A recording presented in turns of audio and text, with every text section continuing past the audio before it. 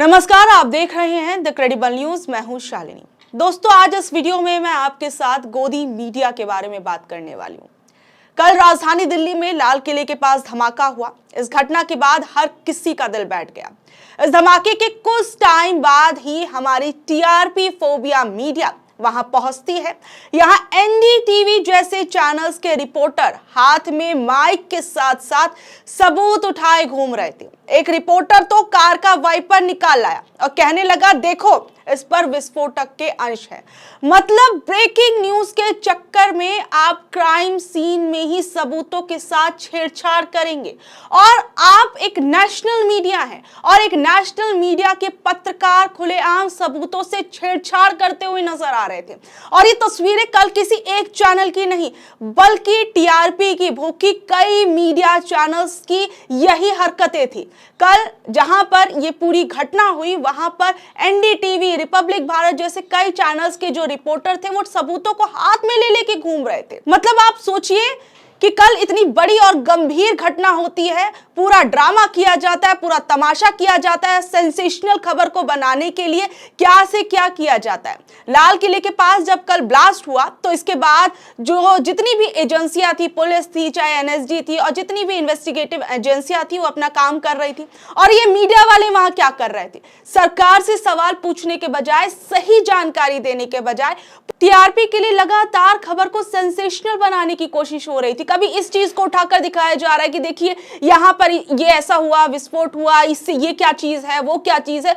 मतलब पूरा तमाशा बनाकर रखा हुआ था। लेकिन सबसे बड़ी बात आप देखिए, ये कहानी यहीं खत्म नहीं होती। कल ये पूरा धमाका देखने को मिला और आज सुबह सुबह एक दूसरी खबर आती है। गोदी मीडिया बताती है बिना किसी पुष्टि के कि धर्मेंद्र जी अब नहीं रहे। किसी चैनल ने लिखा अलविदा वीरू, तो किसी ने बकायदा श्रद्धांजलि तक के पोस्टर्स बना दिए। यहां तक कि उनकी कई जो पुरानी बातें थी या फिल्मों से जुड़े उनके जितने भी किस्से कहानियां थे उन सबको इन चैनल्स में चलाया जाने लगा। जबकि हकीकत ये थी कि धर्मेंद्र जी जिंदा थे, इलाज चल रहा था और हालात जो थे स्थिर थे। उनके परिवार ने खुद मीडिया से अपील की कि आप लोग अफवाह ना फैलाएं, हमारी प्राइवेसी का थोड़ा तो सम्मान कर लें। देखिए, धर्मेंद्र जी एक बड़े फिल्म स्टार रहे हैं हमारे देश के और हर कोई चाहता है कि वो स्वस्थ रहें। अभी उनकी बीमार चल रहे थे और कई लोगों को जो उनके फैंस थे वो परेशान भी होने लगे और ये खबर जो मीडिया था वो बिना किसी पुष्टि के चलाने लगा। कई लोग इस खबर को लगातार शेयर करने लगे। अब आप सोचिए, बड़े बड़े नेशनल मीडिया बिना किसी खबर की पुष्टि के ऐसी खबरें फैला रहे हैं। किसी व्यक्ति के इस दुनिया से चले जाने की खबरें चला रहे हैं, बड़े बड़े प्रोग्राम किए जा रहे हैं और यहां तक कि उनके साथ के रहने वाले लोगों से उनके इंटरव्यू लिए जा रहे हैं।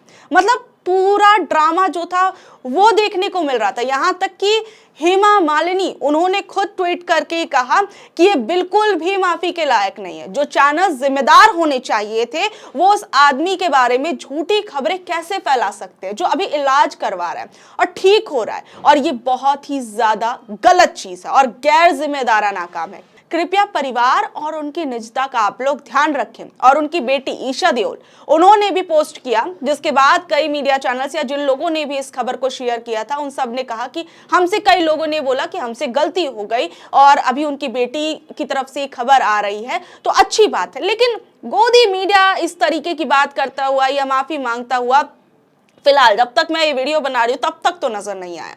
और ईशा देओल जो है वो पोस्ट करके लिखती हैं, अपने इंस्टाग्राम में लिखते हैं कि मेरे पिता की हालत जो है वो अभी ठीक है और अभी वो ठीक हो रहे हैं। हम सभी से ये अपील कर रहे हैं कि हमारे परिवार की जो प्राइवेसी है उसको आप लोग दीजिए। पापा के जल्द ही स्वस्थ होने की प्रार्थनाओं के लिए आपका बहुत बहुत धन्यवाद।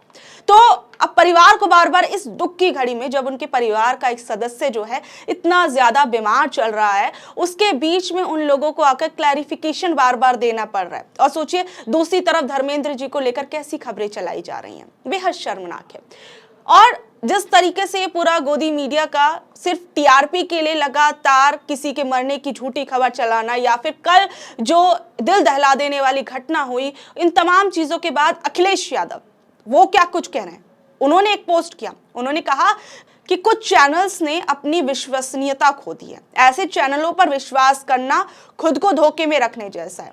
आज झूठ के प्रचार प्रसार के माहौल में समाचार की दुनिया का रंग जाना बेहद चिंतनीय और निंदनीय है।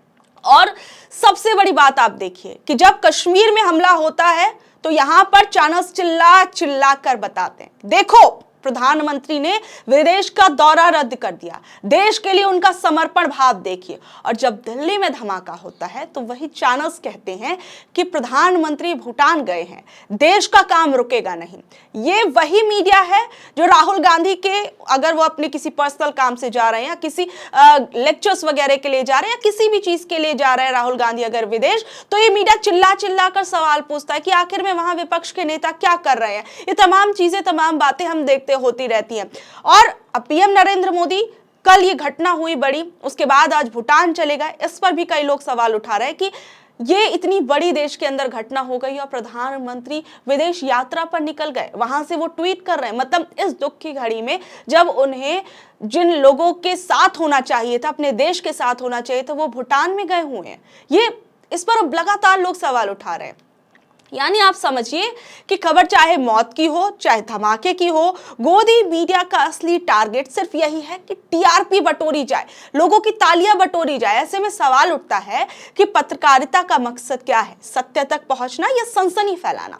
जो रिपोर्टर सबूत को छू रहा था वो शायद नहीं जानता था क्या कि उस टुकड़े में विस्फोटक अवशेष अभी भी हो सकते हैं। सबूतों के साथ छेड़छाड़ तो कर रहे हैं लेकिन आप खुद को भी खतरे में डाल रहे हैं। और जो लाल किले के पास धमाका हुआ, इसके बाद पूरा इलाका हिल गया, लोग डर के मारे इधर उधर भागने लगे। लेकिन सबसे बड़ी बात जो परेशान करने वाली थी कि यहां पर लोगों को ले जाने के लिए एम्बुलेंस तक नहीं थी।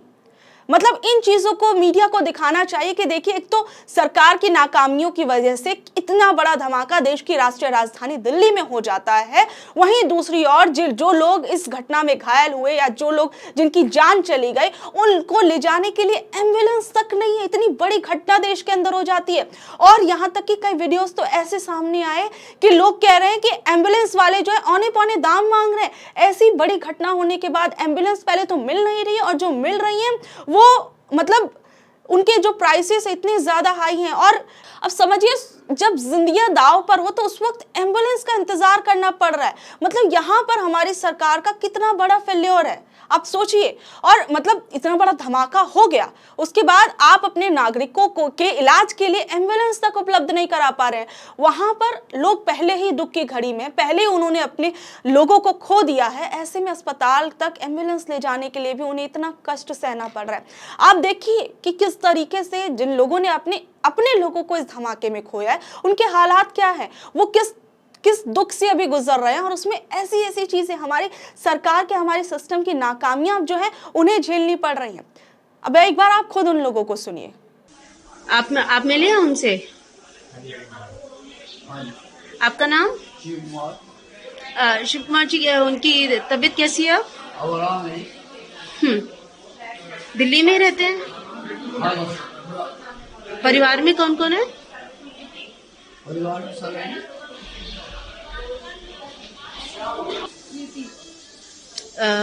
कौन एडमिट है यहाँ पर?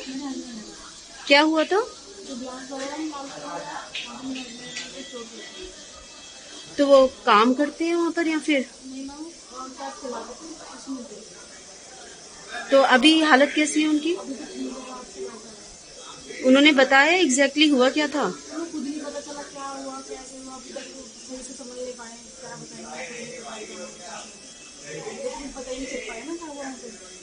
तो वहाँ से गुजर रहे थे या फिर वहाँ पर काम करते हैं वो?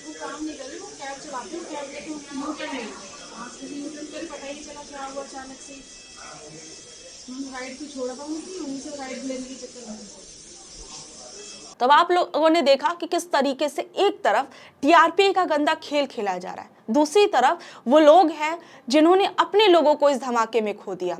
तो सबसे बड़ी सवाल उठती है कि जो भी चीज देखने को मिली, इसका जिम्मेदारी जो है वो कौन लेगा? क्या उन दोषियों को पकड़ा जाएगा या फिर पहलगाम, पुलवामा और अब दिल्ली धमाके के बाद ऐसी घटनाएं हमें क्या ऐसी और देखने को मिलती रहेंगी? क्या हमें ऐसे ही अपने आम नागरिकों को खोना पड़ेगा? क्यों सरकार ऐसे धमाकों से पहले अलर्ट नहीं हो पाई? ये सबसे बड़ा सवाल है। और वो भी देश की राष्ट्रीय राजधानी दिल्ली के अंदर लाल किले जैसे इलाके के पास, जहां पर आप देखेंगे कि अगर आप नॉर्मल डेज में भी वहां पर जाएंगे तो फोर्सेस लगी रहती हैं, लेकिन उसके बावजूद इतना बड़ा धमाका कैसे हो गया, ये अपने आप में बहुत बड़ा सवाल है। तो बहरहाल, अगर आपको लगता है कि ये खबर जानकारी भरी थी, ज्यादा से ज्यादा लोगों तक ये खबर पहुंचनी चाहिए, तो अपने दोस्तों रिश्तेदारों से ज़रूर शेयर कीजिए और दिखाइए कि इस घटना के बाद की जो हकीकत है वो क्या निकल कर आ रही है। धन्यवाद।